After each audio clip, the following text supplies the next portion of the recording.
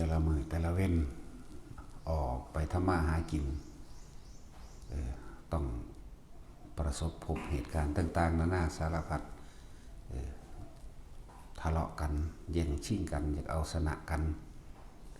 หรือบลงความเห็นกันหรืออยากให้ผู้อื่นอยู่ใต้อำนาจความเห็นความคิดของเจ้าของแต่ว่าแต่ละมือแต่ละเว้นพวกเขาออกไปทำงานหาอยู่หากินกลับมาบ้านกันนำอารมณ์ต่างๆกลับมาบ้านนำนี่คือชีวิตประจำวันของทุกๆคนเป็นแบบนั้นแหละเป็นมาตั้งเกิดเป็นมาตั้งแต่บ่รู้จักหยังบ่รู้จักตัวเองคนละบางครั้งก็มีเรื่องรุนแรงชกต่อยทำร้ายกันจนเกิดเป็นมีคดีความมีการต่อสู้เพื่อจะเอาชนะกันเก็บเข้ามาเป็นอารมณ์ต่างๆอารมณ์บ่พอใจ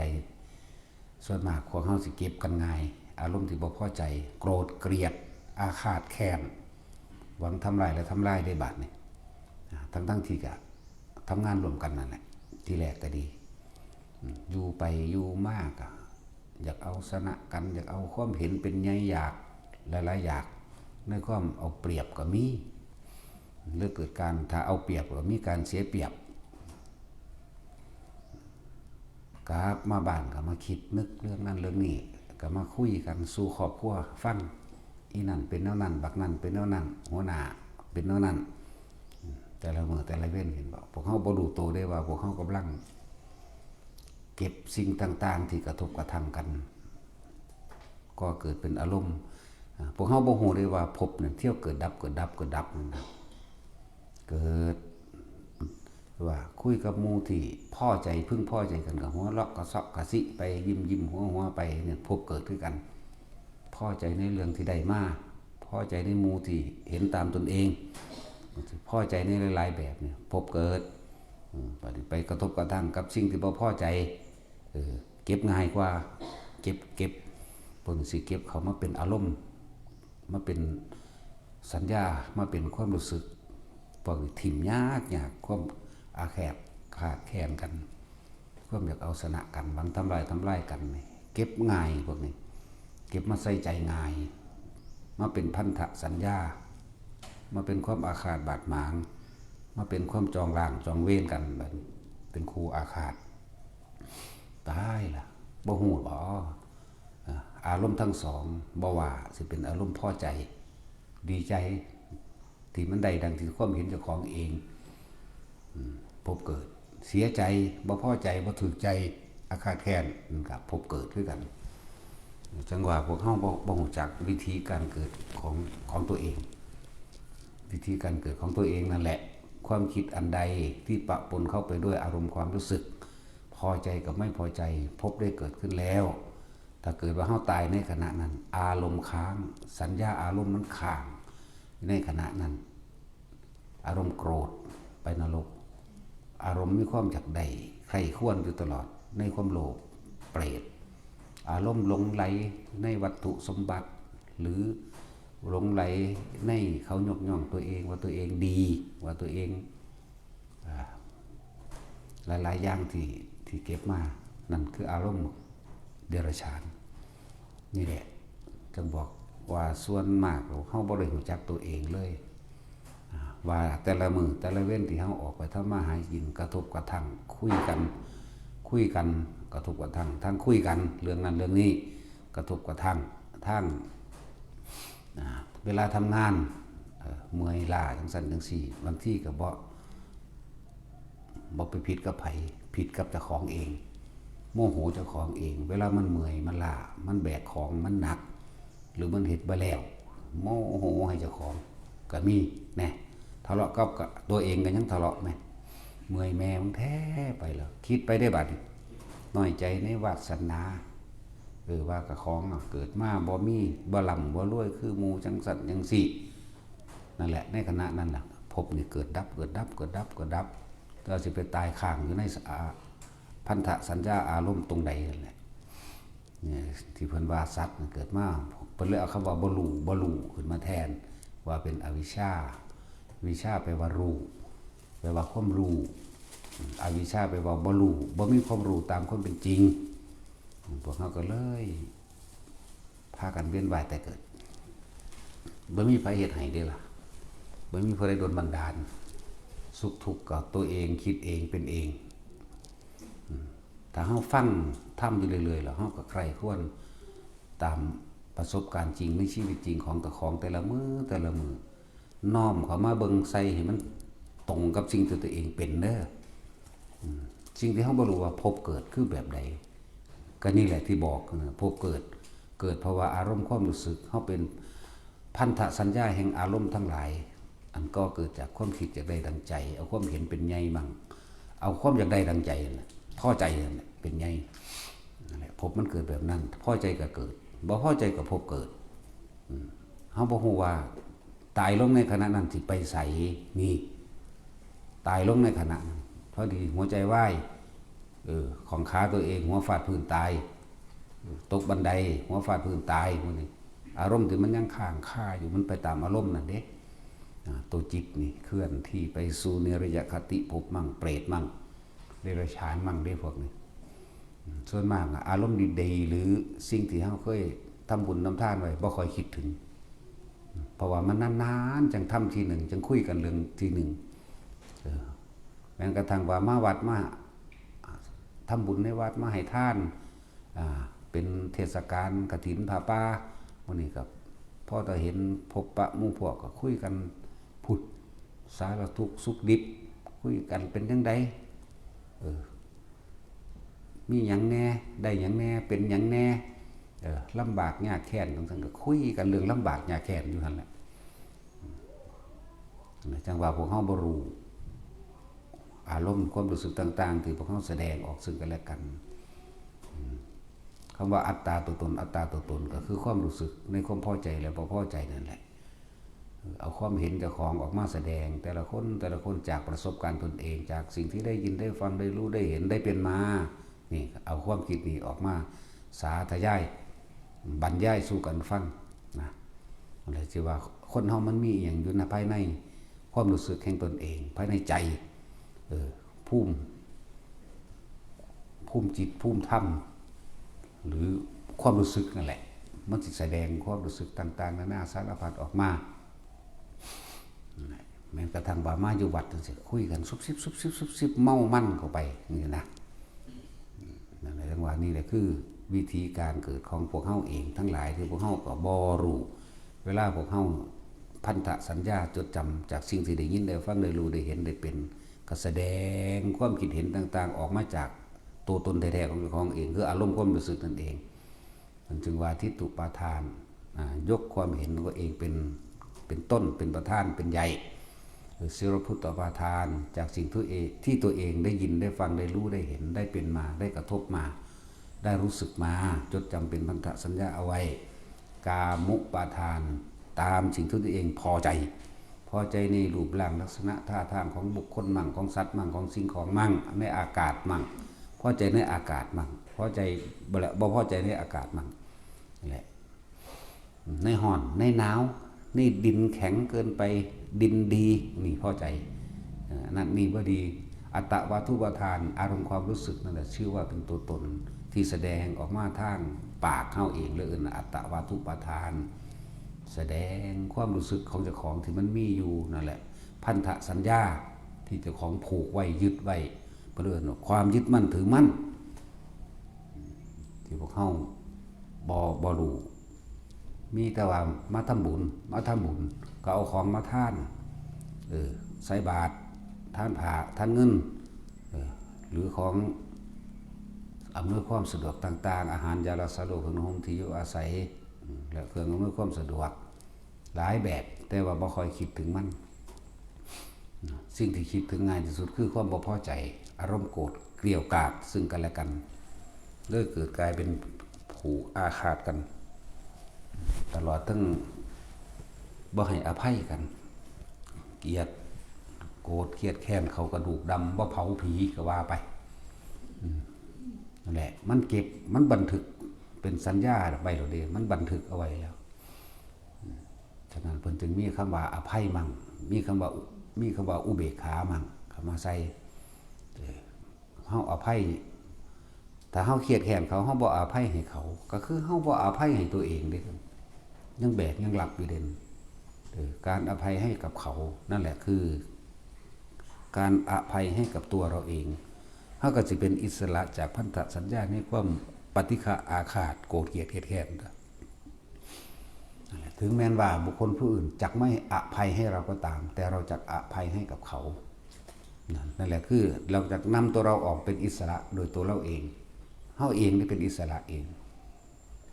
เวลาใดก็ช่างเวลาที่เฮาโกรธเกลียดเครียดแค้นหวังทำร้ายให้ผู้อื่นชิบหายเวลานั้นเรากำลังทำร้ายตัวเองอย่างคาดไม่ถึงถ้าเกิดว่าเฮาตายในขณะนั้นเฮาบ่รู้ได้นั่นน่ะนั่นแหละพอคนบ่รู้น่ะตายในขณะนั้นตายในอารมณ์พันธสัญญานั้นนรกสัตว์ทั้งหลายที่พระพุทธเจ้าว่าตายแล้วส่วนมากไปอบายภูมิไปอบายภูมิเท่ากับขนโคเลยส่วนสัตว์ทั้งหลายที่ไปสวรรค์และเกิดเป็นมนุษย์อีกครั้งนี่เท่ากับเขาโคนึงเด้ขนงัวกับเขางัวเนี่ยมันหลายกว่ากันนั่นแหละเฮาสิเป็นเขางัวบ่หรือเฮาสิเป็นขนงัวก็เลือกเอาธรรมะนี่ไปวิจัยไปวิจัยไปแยกแยะไปน้อมเขามาใส่การกระทำของเจ้าของเองน้อมใส่การกระทำความคิดของเจ้าของประสบการณ์ของเจ้าของระวางอารมณ์บดีอารมณ์บ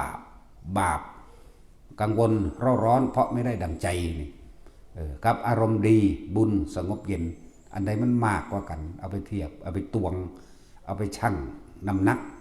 ในตัวเองแต่ละมือแต่ละเว้นเขาคิดเรื่องใดมากที่สุดนี่แหละวิธีการเกิดของพวกเขาเองก็คือความคิดนั่นเองความคิดมันย่อมอยากได้ดังใจทั้งนั้นอยากให้ผู้อื่นยอมรับอยากให้เป็นไปแบบนี้แล้วเพิ่นจะมีวิธีการฝึกหัดดัดตนเองปฏิวัตินิสัยเจ้าของเองที่มันเคยเอาแต่ใจที่มันเคยเกี่ยวกาดที่มันเคยเห็นแก่โตที่มันเคยโลภที่มันเคยอิจฉาริษยานินทา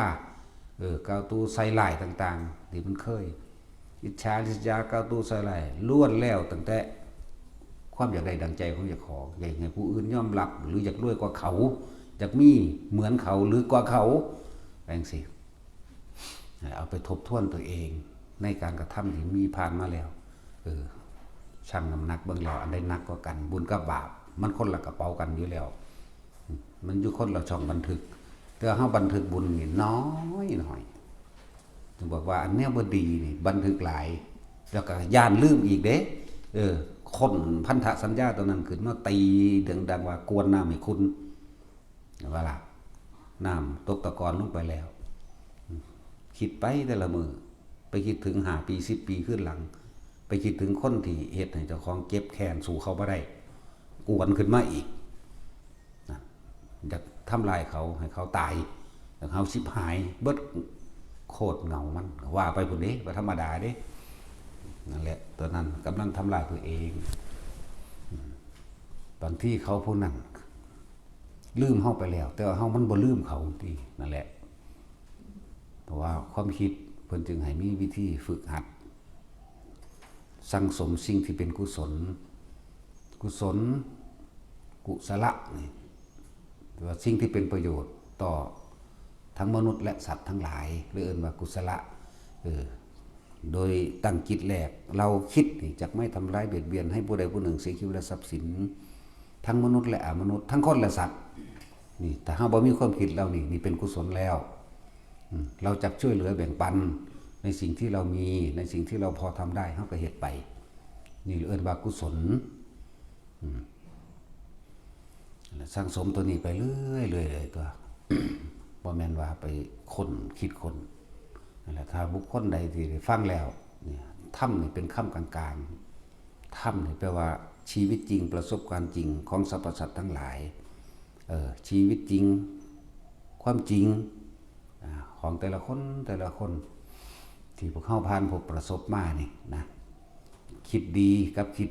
บ่ดีอันไหนมากกว่ากันนั่นเป็นเหตุเป็นปัจจัยสัตว์ทั้งหลายเวียนว่ายตายเกิดทั้งนั้นบ่ว่าคิดดีหรือคิดเลวก็ตามส่วนมากก็คือยึดมั่นถือมั่น แล้วต้องฟังอยู่เรื่อยๆแล้วก็ใครควรพิจารณาในตนเองเรื่อยๆแล้วก็ฝึกหัดดัดตนปฏิบัติตนเองเรื่อย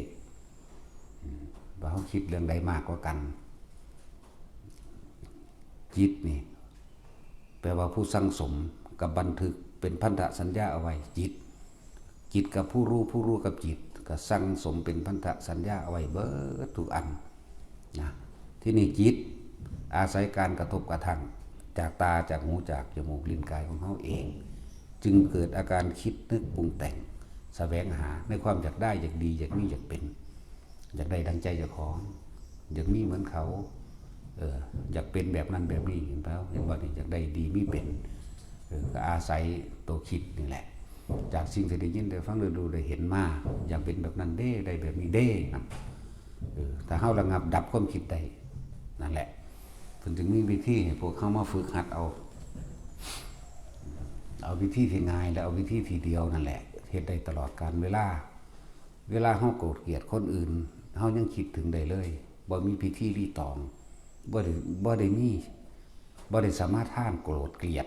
บ่ได้สามารถท่านบ่ได้ใส่สุดขาวสุดแดงสุดเหลืองบ่เกี่ยวกันเลยยังเห็นได้แต่ว่านี่ก็เหมือนกันเป็นผู้มีสตินึกถึงลมหายใจเข้าออกเฮ็ดได้ตลอดการทุกเมื่อเหมือนกันทำงานอยู่ก็เฮ็ดได้นั่งไม่ก็เฮ็ดได้กินข้าวอยู่ก็เฮ็ดได้เฮ็ดได้ทั้งนั้นถ้าคนฝึกล่ะนั่นแหละอย่างว่าทุกคนเอาไปทบทวนตนเองเอามาคิดเบิ่งเฮ็ดจังได๋มื้อนึงให้ลองให้มันหยุดคิดได้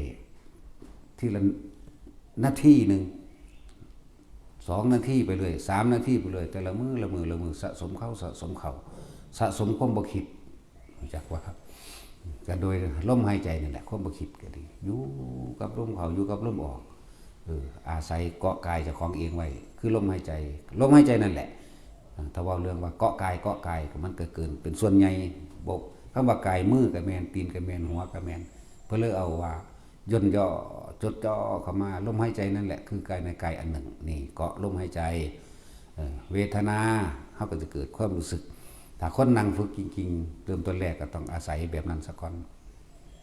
บัดนี้โอ๊ยปวดขาโอ๊ยปวดแอวนั่งบ่ทนเจ็บปวดนั่นนี่เวทนานอกเวทนาในเวทนาอีกเวทนาในคือพอใจกับบ่พอใจนั่นแหละบัดนี้เฮ็ดจังได๋น้อบัดนี้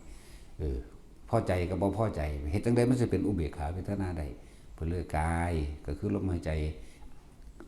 น่ะคือกายในกายเวทนาในเวทนาอันจักเป็นอุเบกขาเวทนาอาศัยลมเป็นที่ตั้งไว้ซะก่อนจังเขามาจับอาการปิติตัวนี้สิเป็นความอิ่มเอิบบ่เจ็บบ่ปวดก็ฝึกไปจิตได้จิตคือหยัง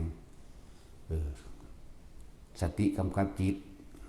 หรือเห็นความคิดเจ้าของว่าจิตนี่จิตอย่างหนึ่งก็ดีกายเวทนาจิตเวทนากายลองให้มันเป็นหนึ่งเดียวเป็นเอกคตารมณ์หมายถึงอารมณ์อันเป็นอุเบกขาที่เป็นหนึ่งความคิดของเฮามันก็บ่ไปหาบุคคลสัตว์สิ่งของมันก็บ่ปรุงบ่แต่งบ่นึกบ่คิดอยากนั่นอยากนี่เป็นนั่นเป็นนี่ไปเลื่อนว่าหยุดคิดลองเบิ่งมื้อละเล็กมื้อละน้อยมื้อนึง24 ชั่วโมงมีจักนาทีมีจักวินาทีเอาให้มันหยุดได้จัก2 วินาทีเนี่ยนะมื้อนี้ได้2 วินาทีเว้ยมื้ออื่นเอาอีกเป็น3 วินาทีเบิ่งมันเทียบกันได้บ่ได้เด้นั่นนั่นแหละถึงว่าให้ฝึกไปซะก่อนเฮ็ดไปเอาไปมากก็เริ่มเป็นนาทีมื้อนึงได้นาทีเดือนนึงได้2 นาทีปีนึงได้5 นาทีจังว่ามันก็ค่อยสะสมไปเรื่อยตัวแต่คนที่ตั้งใจเอาเต็มที่คือภิกษุนักบวชทั้งสี่บ่ให้เฮ็ดหยังเด้ให้ดูลมหายใจนี่เด้ทรงฌานเจริญฌานด้วยอานาปานสติแล้วมันเห็นภาวะปรากฏการณ์ต่างๆอันก็เกิดจากความคิดแล่นไปพุ่นแล่นไปพี่ดอกจังว่าทุกคนมาฝึกเอาเด้อนะพอลมหายใจหรืออานาปานสติอันนี้สติปัฏฐาน4อันนี้เฮ็ดอยู่ไสก็ได้บ่มีพิธีรีตองเวลามันคิดเร็วๆสัวๆมันก็ยังบ่มีวิธีคิดจะตีผู้นั้นจะฆ่าผู้นี้จากหลักของเขาอยากได้นั่นได้นี่มันก็ยังบ่มีพิธีแปลว่าล่ะธรรมะก็บ่มีวิธีคือกันตัวนะมันทันกันขึ้นอยู่กับสำนึกของเฮาเองปลุกสติขึ้นมาปลุกจิตใต้สำนึกขึ้นมาคนเฮาสุขก็เพราะว่าความคิดทุกข์ก็เพราะว่าความคิด แต่ว่าในความคิดที่สุขและทุกข์ทั้งหลายเหล่านี้เป็นพันธสัญญาอารมณ์แห่งความยึดมั่นถือมั่นเฮ็ดจังได๋เฮาสิปล่อยความยึดมั่นถือมั่นได้นั่นแหละฝึกตนเองบ่มีผู้ใดละให้ไผได้บ่มีผู้ใดฝึกให้ไผได้ตนเองนั้นต้องฝึกเองรู้เองเห็นเองจึงจะเป็นไปนั่นล่ะเพราะ